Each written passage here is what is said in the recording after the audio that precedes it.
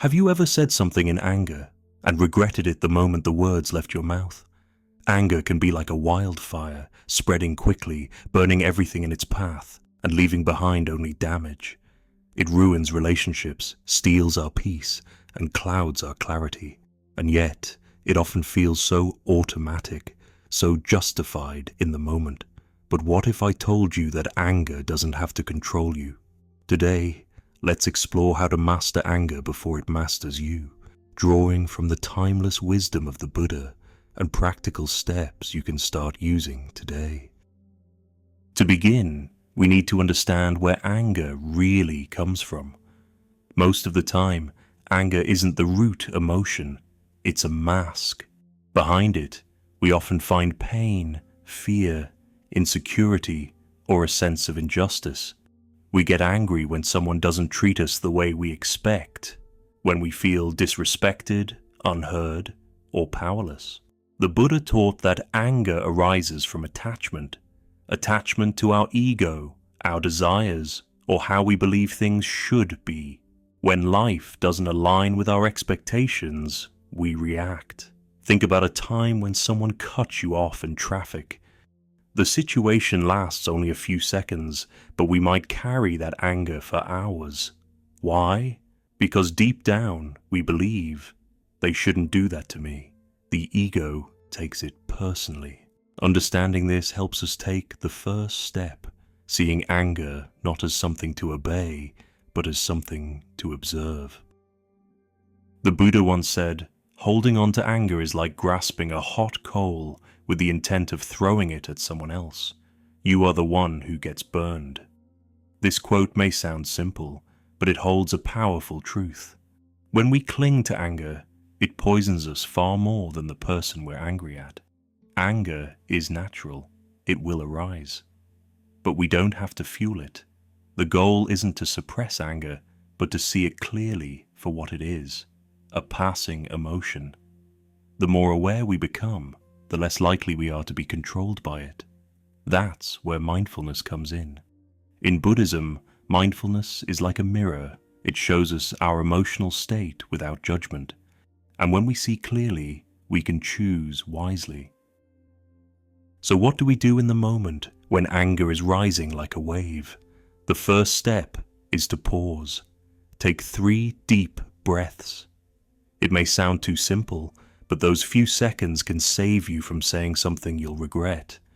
This is known as the sacred pause. It's the space between what happens and how you respond. And in that space, you gain your power back. Instead of reacting on autopilot, choose to observe, "I'm feeling angry. I don't have to act on it." This short pause is often all we need to shift the outcome entirely. Once you've paused, gently ask yourself, what am I really feeling right now?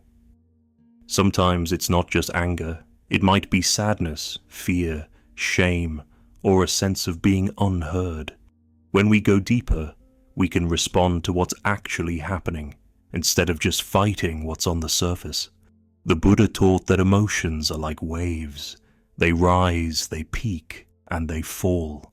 If we don't cling to them, you are not your anger, you're the sky, and anger is just the passing storm. Imagine sitting by a river and watching leaves float by. That's what observing anger can be like. You don't have to jump in, just watch it flow past. Now that you've paused and looked deeper, the final step is to respond intentionally. Maybe it means walking away. Maybe it means speaking, but with calm and clarity. Maybe it means doing nothing and simply allowing the emotion to pass. In Buddhism, there's a practice called metta, loving kindness. It teaches us to respond with compassion, not just to others, but to ourselves. There's a story of a monk who was insulted by a man every time he passed through the village. One day, the monk turned to the man and said gently, "If someone offers you a gift and you do not accept it, to whom does the gift belong?" The man was confused. "To the giver, of course," he said. The monk smiled. Then, I do not accept your anger. It remains with you. This is the power of compassion with boundaries, of choosing peace, not passivity. Controlling anger isn't about mastering one moment. It's about training the mind over time. Just like going to the gym strengthens your body, daily meditation strengthens your awareness. Journaling helps you process emotions. Practicing gratitude softens the heart. The Buddha said, "A disciplined mind brings happiness." And it's true, when we train the mind, anger loses its grip. The goal isn't to never feel anger. The goal is to be so rooted in awareness that when anger arises, we're not swept away by it. So the next time you feel that familiar heat rising in your chest, remember, you don't have to react. You can pause, you can breathe, you can choose peace. You are not your anger. You are the awareness that sees it. And with that awareness, you have the power to transform it.